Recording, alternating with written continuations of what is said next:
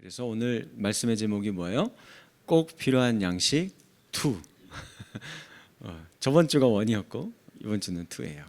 생각 한번 해볼까요? 지난 시간에 썩어 없어질 육신의 양식을 위해서 일하지 말고 영생하도록 하는 양식을 위해 하도록 해라. 이 말은 오해하면 안 되는 게, 그러면 육체의 삶에서 일하고 수고하고 땀 흘리고 이 모든 게 다 무의미 아니야? 그게 아니라고 했어요. 성경에도 아주 중요하게 우리가 이 땅에서 받은 모든 직업이나 일하고 노동하는 거 귀한 것이고, 노동이 곧 기도다. 우리는 일하는 것을 통해 하나님께 부르심을 받았고 주의 영광을 올려드릴 수 있는 인생들이 되는 거다라는 것들에 대해서 얘기했어요. 그런데 몸으로 먹고 마시며 수고하며 일하는 삶도 이렇게 중요하지만 그것만 거기에만 매몰되어 있고 영의 양식은 전혀 관심이 없게 되면, 그러면 우리가 수고하는 모든 일들이 헛된 것이 될 가능성이 높아지게 되는 거예요. 그러니 우선순위로 먼저 영의 양식을 먹는 일에 더 애쓰고 거기에 더 마음을 두어야 한다라는 내용이었습니다. 자, 그런데 제가 여러분들 그러면 이야기 물어볼게요. 지금 계속 전 시간부터 오늘까지 계속해서 지금 영혼의 양식 이런 거 지금 이야기하고 있는 거예요. 영혼의 양식이 뭐예요? 영혼의 양식. 여러 가지 이야기를 이제 다 하고 계시는 것 같은데, 그럼 예를 들면 이제 이 말씀하시는 것 중에 이런 게 있을 것 같아요. 내 마음의 안식과 평안을 누리기 위한 모든 어떤 시도들, 예를 들면 양서 같은 거 있죠. 예전에 여러분들이 한번 읽어보진 않았어도 들어는 봤을 것 같은데, 내 영혼의 닭고기 스프라는 책 아세요? 이거 막 수백만 부가 아니라 전 세계적으로 수억 부가 팔릴 정도로 엄청난 베스트셀러였어요. 그런 거 읽으면서 그래 이렇게 하면서 마음에 이렇게 위로를 얻고 평안을 안식을 얻고, 아니면 산이나 바다 이런 데가 자연 경관을 보면서 힐링을 하고 이런 걸 이야기하는 걸까요? 아니면 그래도 우리는 하나님 믿는 사람들인데요, 성경 말씀 열심히 읽고 이렇게 예배 자리에 나와서 예배 드리고 뜨겁게 기도하고 교회 생활하고 신앙 생활하고 이런 거 하는 거죠. 이렇게 해야지 이게 영혼의 양식을 먹는 거죠 하면서 이야기하실 수도 있을 것 같아요. 다 조금씩 다 맞는 말이고 다 해당되는 말인데, 이 부분에 대해서 더 집중적으로 오늘 예수님이 중요한 거를 가르쳐주기 위해서 이야기하고 계시는 거예요. 이걸 우리가 함께 생각해 보고자 하는 겁니다. 예수님이 직접 이렇게 얘기하셨습니다. 51절 말씀 같이 읽어볼까요? 51절 시작. 나는 내려온 살아있는 떡이니 사람이 이 떡을 먹으면 영생하리라. 내가 줄 떡은 곧 세상의 생명을 위한 내 살이니라 하시니라. 예수님이 하늘에서 내려온 떡, 양식이다라고 이야기를 하시는 거예요. 이게 뭔 말일까? 그러면서 이거를 설명해 주는 내용이 53절, 54절 말씀이에요. 그것도 한번 읽어볼까요? 어떻게 설명하시는지. 시작. 예수께서 이르시되 내가 진실로 진실로 너희에게 이르노니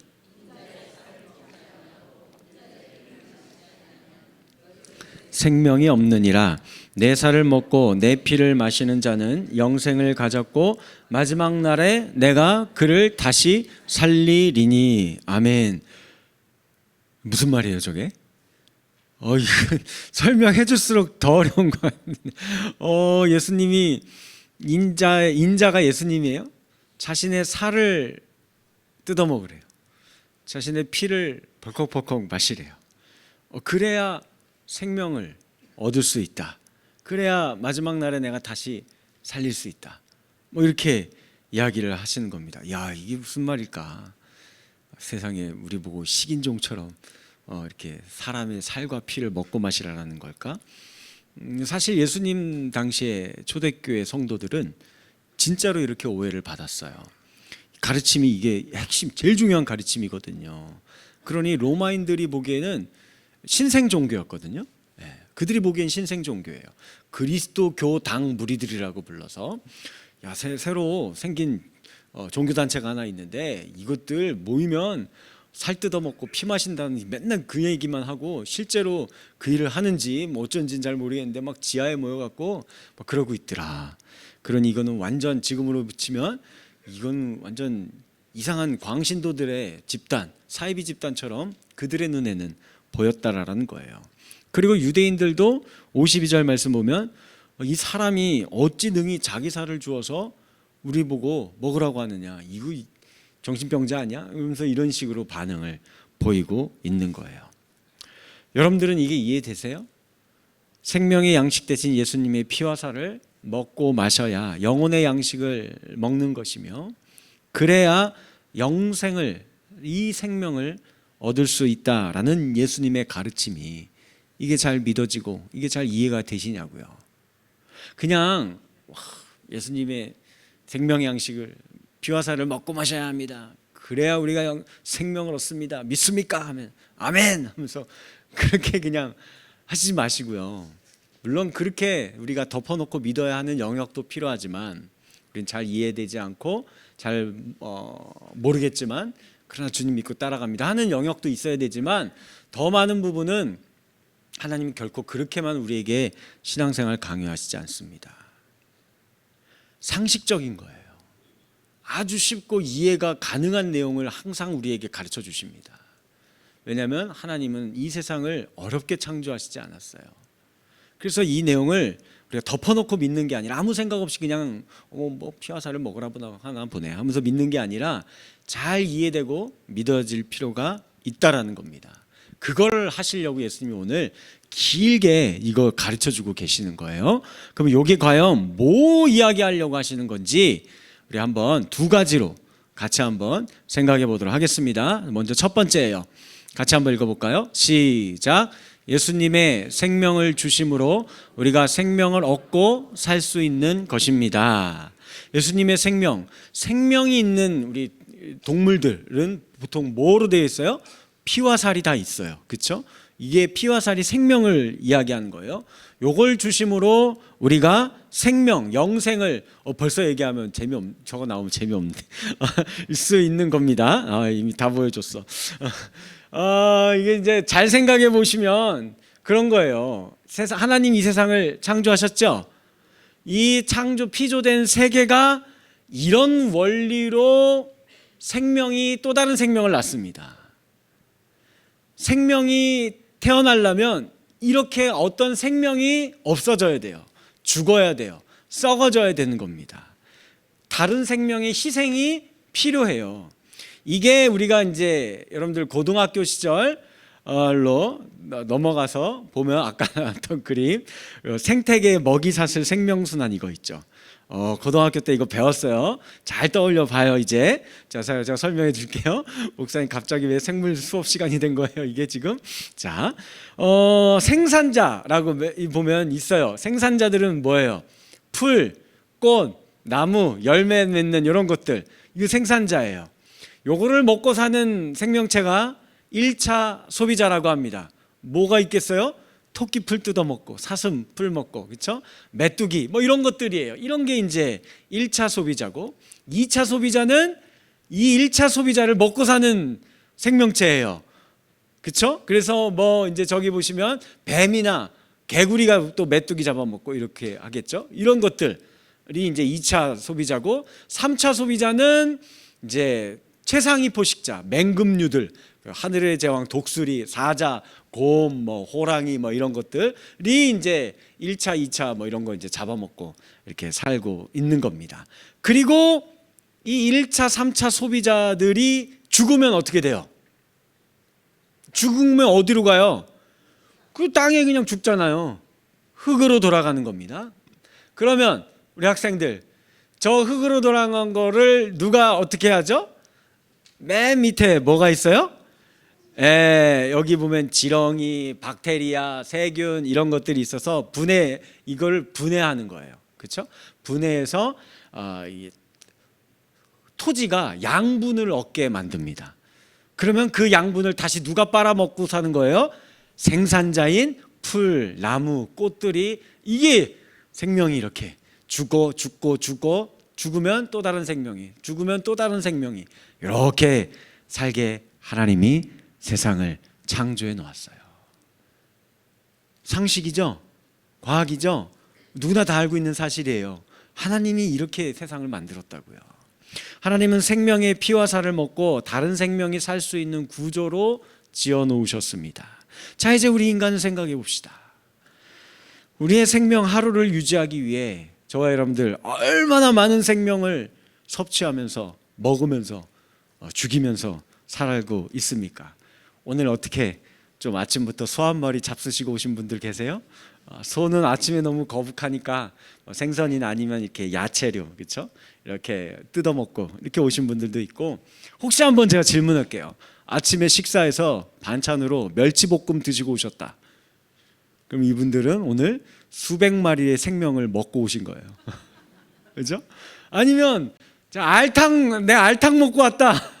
알탕이면 이건 수천 마리를 잡아 드시고 오신 게 된 거란 말입니다. 이런 걸 또 잘 생각나게 해주는 한 물고기가 있어요. 연어. 바다에서 이렇게 살다. 근데 원래는 바다가 태어난 곳이 아니에요. 민물고기인데 태어난 건 거긴데 바다에서 살다가 얘네들이 이제는 내가 내 후손들을 낳아야겠다, 산란을 해야겠다 싶을 때에는 어디로 돌아와요? 고향으로. 내가 태어났던 강가로 돌아옵니다.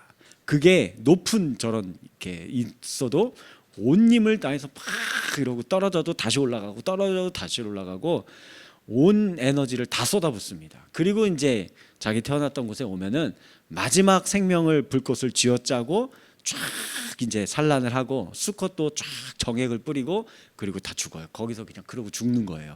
그럼 죽으면 어미아비가 저렇게 암컷 수컷이 죽으면 어떻게 될까요? 분해되죠. 동물성 플랑크톤이 되는 거예요. 그러면 산란 태어났던 아기들이 부화해요. 올챙이가 되겠죠. 뭐 먹어요? 엄마 아빠의 피와 살을 먹고 커져서 어디로 가요? 바다로 나가는 겁니다. 이렇게 만들어놨어요. 이거예요. 자, 이제 우리 사람들을 생각해 봅시다. 사람들은 어떨까요? 더하면 더했지 덜하지 않아요. 요 말씀 하나 딱 생각하시면 됩니다. 부모의 등골을 빼먹고 산다. 누가요? 여기요. 저와 여러분들이요. 뭐 늙으신 분들은 안 그러셨어요? 다 우리 부모의 등골을 빼먹었으니까 지금 제가 여기 이러고 있는 거예요. 아닌 것 같습니까? 생각해 보세요. 엄마의 태 속에 있을 때부터 엄마의 모든 양분이라는 양분은 다 지 건 줄 알아요. 그냥 쪽쪽 다 빨아먹습니다. 그래서 엄마는 막 입덧해서 죽으려고 하고 아주 힘들어갖고 너무 힘들어해요. 근데 그런 거 개의치 않습니다. 그냥 막 다 빨아먹는 거예요. 태어난 이후에도 마찬가지죠. 엄마의 젖을 물지 않으면 내가 죽는다라는 전투적인 자세로 그냥 꽉 물고 그냥 막 먹는 겁니다. 그리고 이 아이가 이제 뛰어다니기 시작하고 말하기 시작하면 어떻게 돼요? 이제 돈 들어갈 일 투성이에요. 먹는 거, 입히는 거, 장난감, 학비, 학원비 막 이런 거 막 대느라고 정신없고 대학 등록금, 입학금.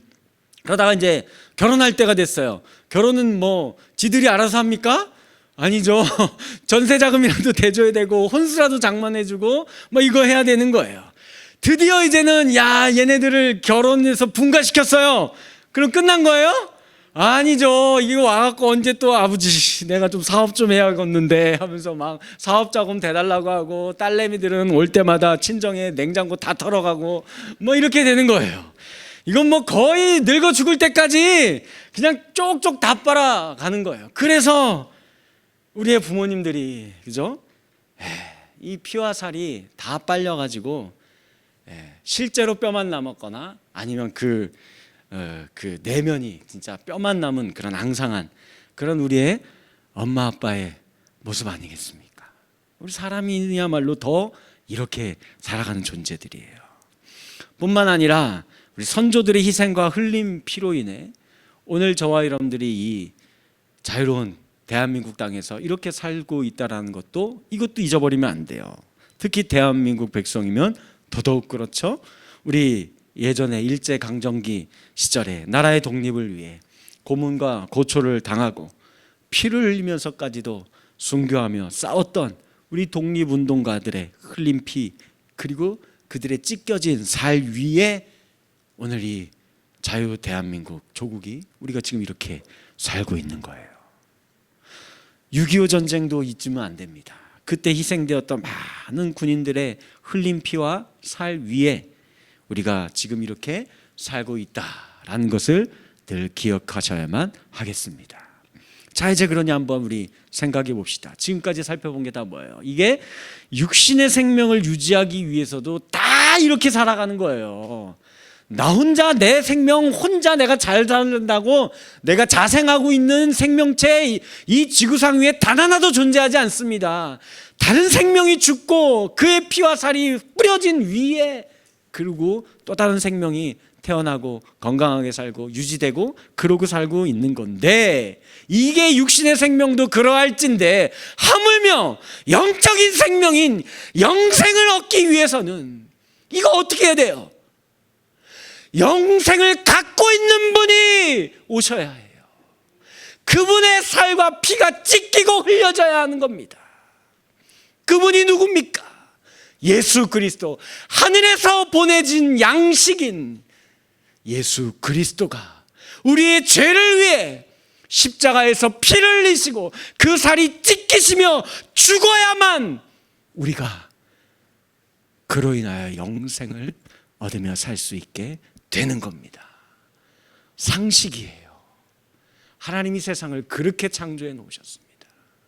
그 방법 외에는 죄로 인해 죽을 수밖에 없는, 영생을 잃어버린 우리 모든 사람의 인생이 다시 영생을 얻을 방법 따위 없습니다. 이것을 믿으시고 오늘도 그 예수 그리스도 앞에 나와 나의 죄를 위해 그분이 십자가에 달려 죽으셨고 피를 흘리고 살을 찢기신 분이라는 사실을 믿으실 수 있는 저와 여러분들 되어지기를 주님의 이름으로 간절히 축원합니다. 그러니 다시 한번 51절 읽어볼까요? 뒤에 안 나오네요. 51절 시작. 떡이니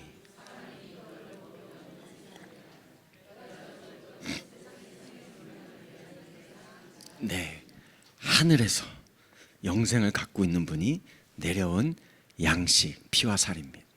이건 먹어야 돼요. 그래야 생명, 이건 생명은 영생을 이야기하는 거예요. 영생을 얻게 하는 거예요. 이걸 누가 하신 것 같아요? 예수님이 아니에요. 아버지가 한 거예요. 하나님이. 아버지가 독생자인 맏아들이신 예수님에게 너가 가야겠다. 왜요?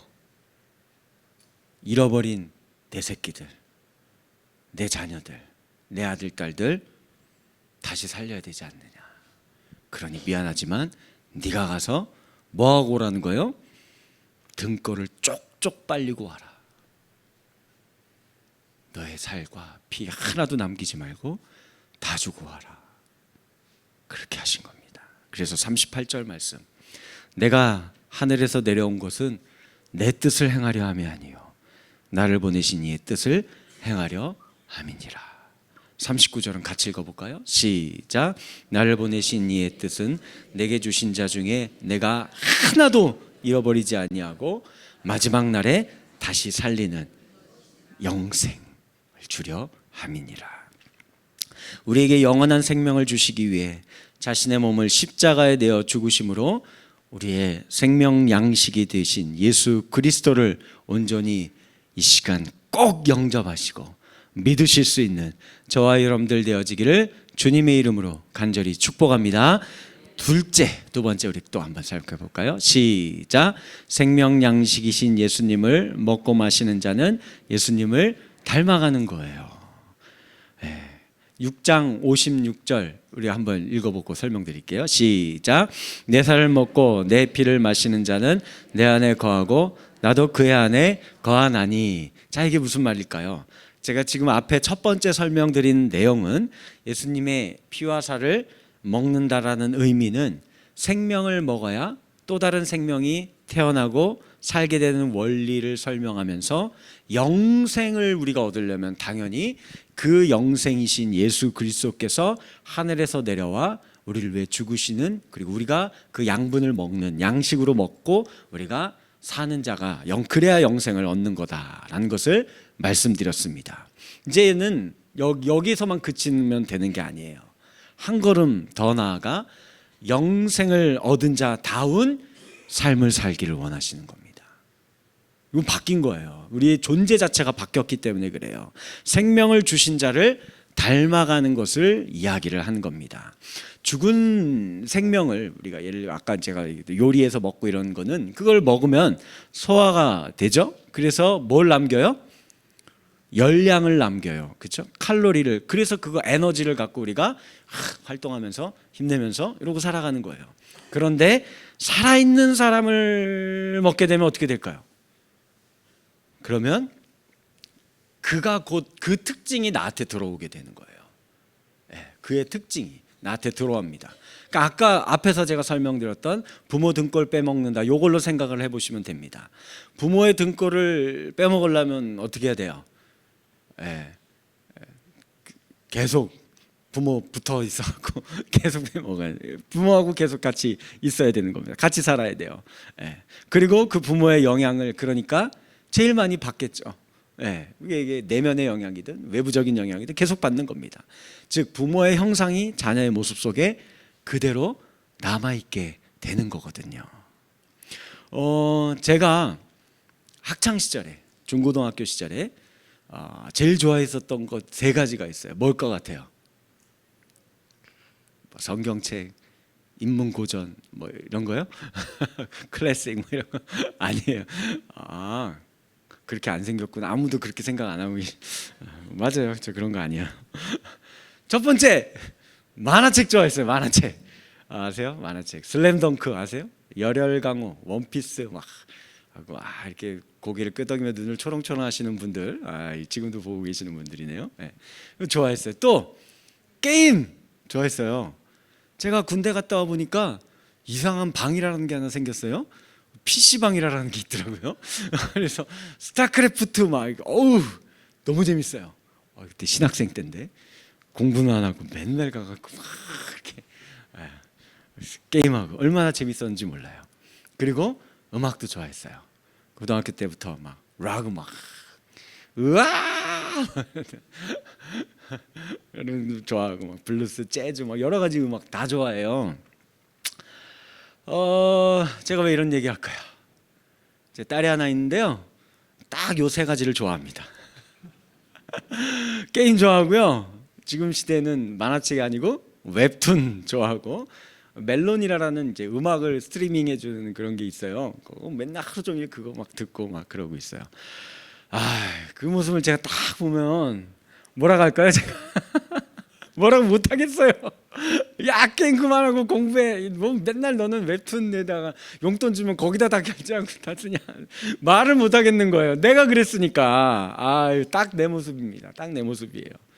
그래서 저는 또 하나 희망을 봅니다. 제가 한 20대 후반 때부터는 진짜 정신 차려가지고 예수님 만나고 그때부터는 진짜 성경 좋아했어요. 성경 막 날마다 읽고 감격과 환희에 차서 성경 읽다 혼자 펑펑 울고 막 그런 경험해 봤어요? 자주 그 경험해 보세요. 너무 재밌어요. 성경 읽고 펑펑 울고 막. 그리고 여러분들 아주 재밌는 거 하나 소개시켜 드릴게요. 신학책이라는 게 있거든요. 이거 재밌어요. 읽어보세요. 신학책 얼마나 재밌는지 몰라요. 거기에 재미가 들려가지고 막 이렇게 했습니다. 나중에 이제 우리 딸도 성경이 좋아하고 이렇게 됐으면 좋겠습니다. 자, 어쨌든 이런 거예요. 이와 같은 일이 예수님과 우리 사이에서 일어나는 겁니다. 우리가 예수님의 살을 먹으면 예수님의 형상이 우리 속에 각인되어 있는 거예요. 우리 안에 예수님께서 거하시며 그분을 닮아가고 우리도 그분 안에, 그분이 내 안에 계시는 겁니다. 이걸 잘 설명해 준 성경 말씀 한 구절이 있어요. 갈라디아서 2장 20절 말씀입니다. 같이 읽습니다. 시작. 내가 그리스도와 함께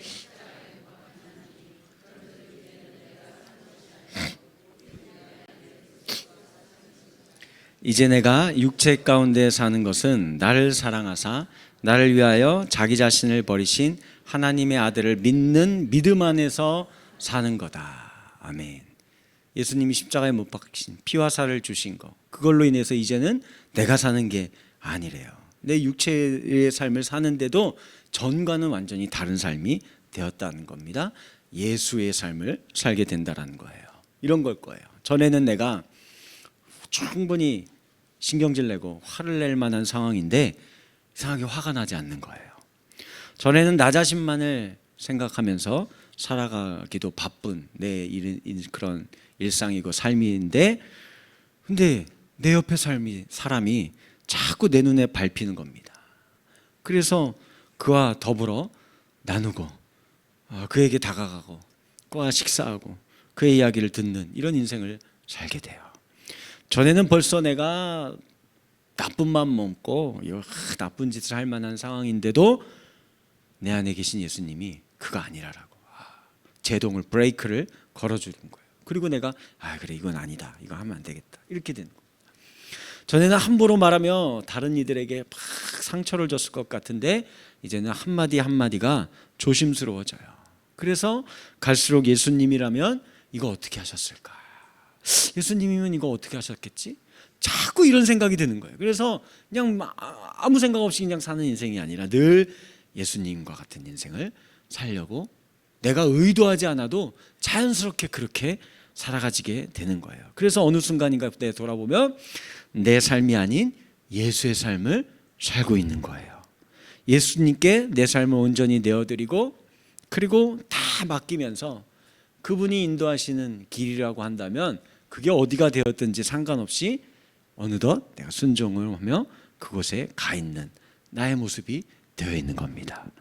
이게 예수님이 우리 안에 생명의 양식으로 온전히 거하는, 그래서 오늘 내가 나중에 죽어서 부활해서 영생의 삶을 사는 것이 아니라 지금 내가 영생의 삶을 사는, 예수님이 내 안에, 내가 예수님 안에 거하는 삶을 살아가는 것임을 믿으시기 바라겠습니다. 말씀을 맺겠습니다. 너무나 잘 알고 계시는 우리 손양원 목사님 계시죠?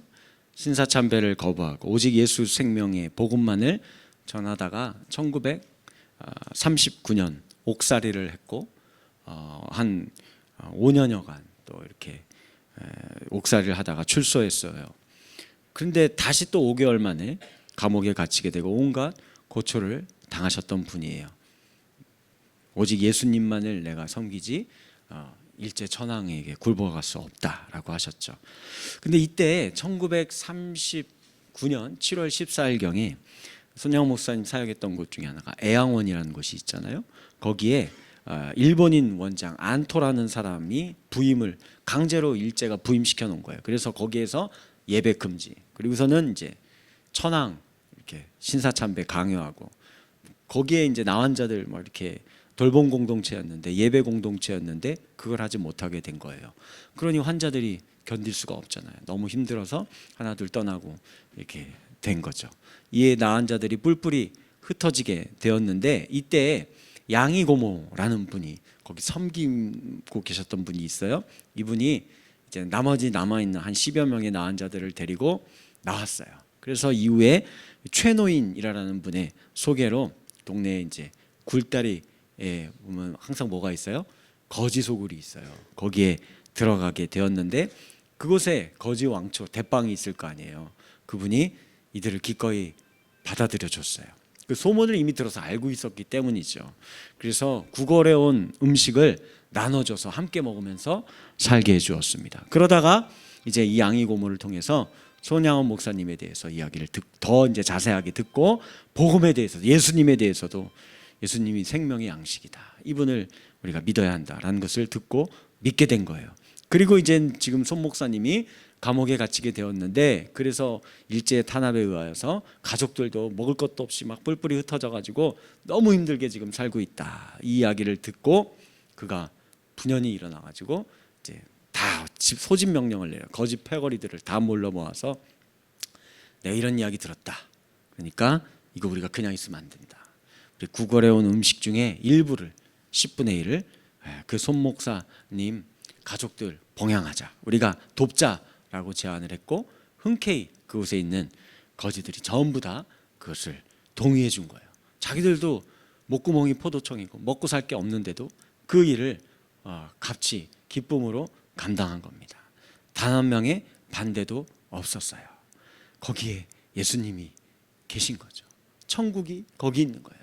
영생의 은혜가, 축복이 거기에 있던 거와 마찬가지입니다. 2일 후에 손양원 목사님의 일기 가운데 1949년 8월 6일 일기 이렇게 기록되어 있어요. 예수 중독자, 나는 예수 중독자가 되어야 하겠다.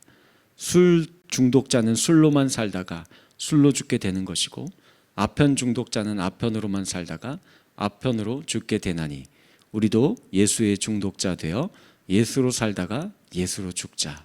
우리의 전생활과 생명을 주님을 위해 살면 주같이 부활된다. 주의 종이니 주만 위해 일하는 자 되고 내일 되지 않게 하자. 실제로 그리고 또 그렇게 사셨던 우리 목사님이시죠. 이런 역사들이 왜 계속 펼쳐져 가면서 나타나게 된 거예요? 예수님 통해서 손양원 목사님도 작은 예수가 되어서 그렇게 살았더니, 그를 또 믿고 있었던 많은 또 가르침 받았던 양이 고모라든지 이런 사람들을 통해서 복음이 또 흘러나가고 천국이 되어지고 영생의 삶의 축복이 흘러넘치게 되는 인생이 된 것입니다. 저는 믿어요. 이 복음의 능력을 믿는 사람입니다. 그래서 우리 수원고색 평강교회를 통해서 여기 있는 저와 여러분들을 통해서 저는 이 예수 생명의 비밀을 믿습니다. 늘 하늘의 양식을 갈망합니다. 다른 거 다 필요 없어요. 생명 양식인 예수 그리스도를 오늘 나에게 먹고 마시게 하시지 않으면 전 죽습니다. 살 수 없어요. 세상에서 이 영역에 있어서는 저는 제일 욕심쟁이에요. 나만 제일 달라고 저는 늘 기도해요. 이거 갖고 주시면 뭐 하라는 거예요. 제가 그래서 이거 갖고 또 내 살과 피를 내어드리는 거죠. 필요한 부분들이 있으면 잡수세요, 저를. 그리고 여러분들도 어떻게 하는 거예요?